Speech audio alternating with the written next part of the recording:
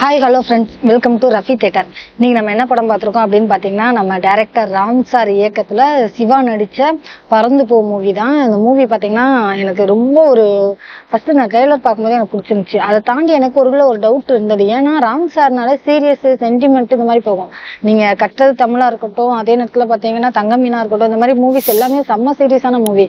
அவர் ஒரு டிஃப்ரெண்டாக ஒரு காமெடி ஜானரில் ட்ரை பண்ணியிருக்காரு. அது சிவா சார் எனக்கு என்னன்னா இது ஒரு சீரியஸ் கேரக்டர். அப்படியே ஆப்போசிட் பாத்தீங்கன்னா சிவா சார். சிவா அப்படின்னு சொன்னாலே நம்ம மைண்டுக்குள்ள வருது ரொம்ப சீரியஸான விஷயம் போயிட்டு இருக்கோம் ஸ்டேஜ்லயே. அடுத்த செகண்ட் அதை காமெடியா மாத்தி விட்டுருவாரு. நம்மளுக்கே அது சீரியஸான மேட்டரா அதை காமெடி மேட்டரானே தெரியாத அளவுக்கு மைண்ட் ஃபிக்ஸ் ஆயிரும்.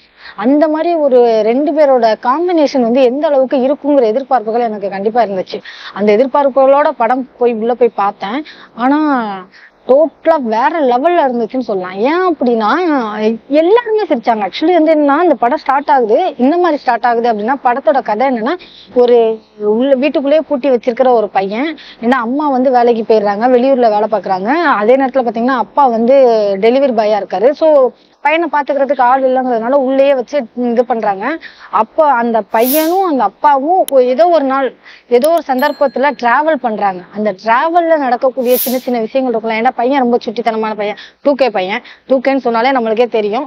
ஸோ ஓடிடி பார்த்தியே எல்லாத்தையும் கத்துக்கிட்டவங்க. அப்படிங்கும்போது இந்த ஒரு ஜானர்ல டிராவல் ஆயிட்டு இருக்கு. எப்படி இந்த மாதிரி அந்த பையன் என்னென்னலாம் பண்றான், எப்படிலாம் அவங்க அப்பா சமாளிக்கிறாரு, எந்த மாதிரிலாம் கொண்டுட்டு போறாரு. இதுதான் ஒரு அப்பா பையனுக்குள்ள பாண்டிங் எந்த லெவலுக்கு இருக்கணும், எப்படிலாம் இருக்கணும், எந்த அளவுக்கு அக்செப்ட் பண்ணிக்கணும், இந்த ஜென்ரேஷனை எப்படி ஏத்துக்கணுங்கிறது ரொம்ப அழகாவே காமிச்சிருந்தாங்க.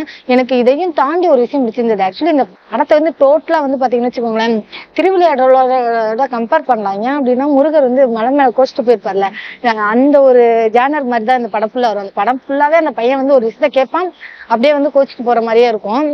இவங்க அப்பா அது பின்னாடியே டிராவல் பண்ற மாதிரி இருக்கும். ஸோ அந்த ஒரு டிராவலிங்க ரொம்ப அழகா காமிச்சிருந்தாங்க. நிறைய இடத்துல சிரிச்சோம். நிறைய என்னன்னா ஒரு காமெடி ரொம்ப சீரியஸான காமெடியும் இல்லை, அதே நேரத்துல ரொம்ப ஓவர் ஒர்க் அவுட்டும் கிடையாது. ரொம்ப சிம்பிளான விஷயம், பட் நம்மளுக்குள்ள சிரிப்பு வரும்ல. இப்ப என்னை சுற்றி பார்த்தீங்கன்னு வச்சுக்கோங்களேன், சின்ன பையன் உட்காந்துருந்தா, அதே நேரத்துல பெரியவங்களும் உட்காந்துருந்தாங்க. எல்லாருமே ரசிச்சோம். அத்தனை பேருமே அக்செப்ட் பண்ணிட்டு ரசிக்கிறதுங்கிறது ரொம்ப பெரிய விஷயம்னு நினைக்கிறேன். அந்த ஒரு விஷயம் இந்த படத்துல ஃபுல்லாவே இருக்கு. உங்களால கண்டிப்பா அந்த பாண்டிங்கா இருக்கட்டும், அந்த ரிலேஷன்ஷிப்பா இருக்கட்டும், அந்த காமெடியா இருக்கட்டும், எல்லாமே சூப்பரா ஒர்க் அவுட் ஆயிருந்துச்சுன்னு சொல்லலாம். உதாரணத்துக்கு பாத்தீங்கன்னா, அதாவது குழந்தைங்களுக்கு பொருள் தான் பெரிய விஷயமா திரும்ப அதோட விலை அதிகமா, அது இம்பார்ட்டன்டா தெரியாது. உதாரணத்துக்கு எனக்கு என்னன்னா, அஞ்சலியோட பையன் ஸ்கேட்டிங் போர்டு கேட்பான். அவன் ஒரு பம்பரத்தை பதிலுக்கு கொடுத்துருப்பான். அவங்க அப்பா கேட்பாரு, இந்த ஸ்கேட்டிங் போர்டோட ரேட் எவ்வளவு தெரியுமாடா? 5000 ரூபாடா. பம்பரத்தோட ஒரு 50 ரூபா தாண்டாங்க. அதெல்லாம் இல்ல, அவனுக்கு அது பிடிச்சிருக்கு, எனக்கு இது பிடிச்சிருக்கு அப்படின்னு சொல்ல, அந்த ஒரு குழந்தைத்தனமான அவனோட ஏஜ்ல இருந்து இந்த படத்தை முழுக்க டிராவல் பண்ணதான் சூப்பரான இந்த படத்தோட பெரிய ஹைலைட்னு நினைக்கிறேன். உண்மையிலேயே செமையா ட்ரை பண்ணியிருக்காங்க. இந்த படத்தை எல்லாருமே கண்டிப்பா தியேட்டர்ல பாருங்க. அந்த ஒரு என்ஜாய்மெண்ட் கண்டிப்பா இருக்கும். நிறைய உங்களுக்கு நிறைய விஷயங்களை கத்துக்கிற மாதிரி இருக்கும், நிறைய விஷயங்கள் புரிதலும் இருக்கும். அதே நேரத்துல நிறைய லொகேஷன்ஸ் டெக்னிக்கலா பார்க்கும்போது கேமரா ஒர்க் எல்லாம் பாத்தீங்கன்னா நிறைய லொகேஷன்ல நிறைய டிஃப்ரெண்டா எடுத்துருப்பாங்க. அந்த மரத்து மேல ரசிகம்லாம் செம்மையா இருக்கும். அதையும் தாண்டி எல்லாரும் மியூசிக் பாட்டு அப்படின்லாம் தாண்டி இந்த படத்துல படம் முழுக்கவே 2 விதமான காமெடிஸ் போயிருக்கும்.